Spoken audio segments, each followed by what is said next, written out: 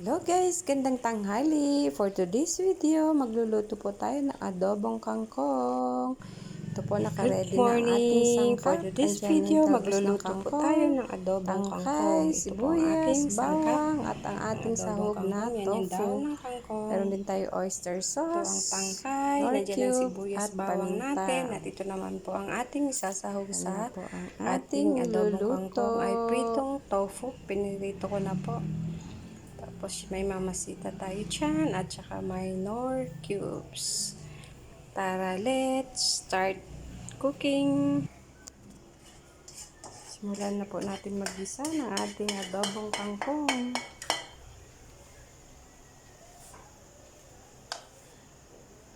Ihulog na po natin ang ating bawang.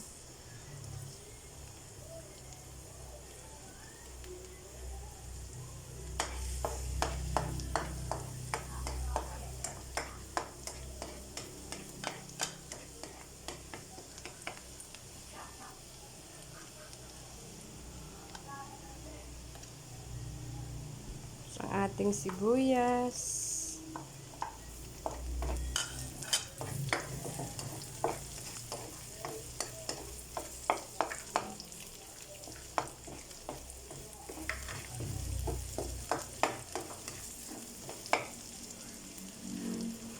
Ang ating pangsahog na pritong tokwa.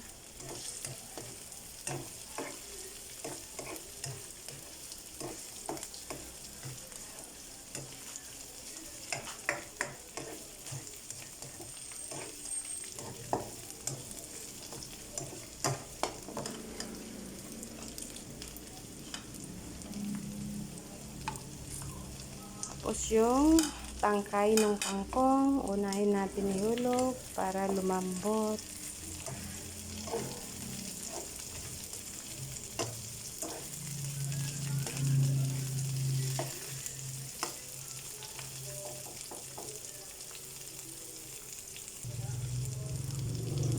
Lagyan ko po ng kaunting tubig para magkaroon ng kaunting sabaw at para lumambot ang ating tangkay ng kangkong. Lagyan na natin ng pampalasa. Lagyan ng paminta.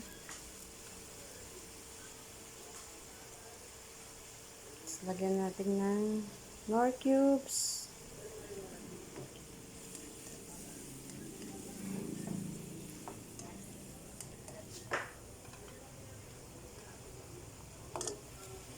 Lagyan natin ang oyster sauce. Konti na lang. Pinagkasya ko na lang para magkaroon ng kaunting lasa ng oyster sauce.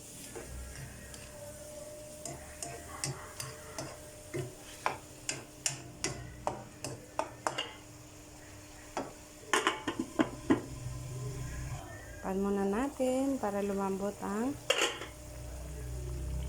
lagyan natin ng konting toyo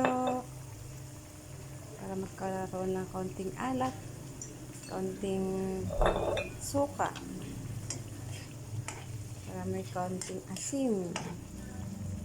Gawa ng adobo yan eh, so dapat may toyo at suka.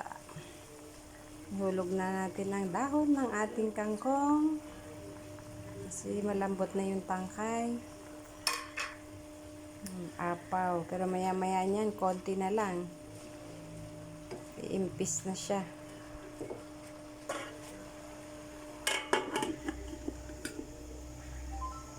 Pan muna natin ulit.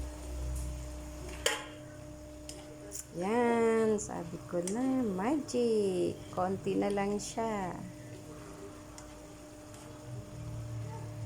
Luluto na po yan.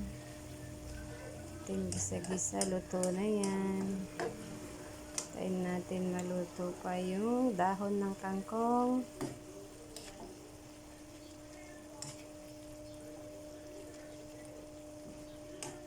Paborito po yan ng aking anak at ang aking asawa.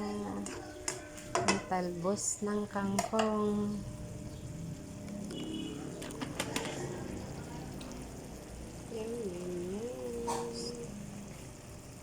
Yan, okay na. kumain. Thank you guys for watching. Bye-bye and God bless everyone. Happy eating!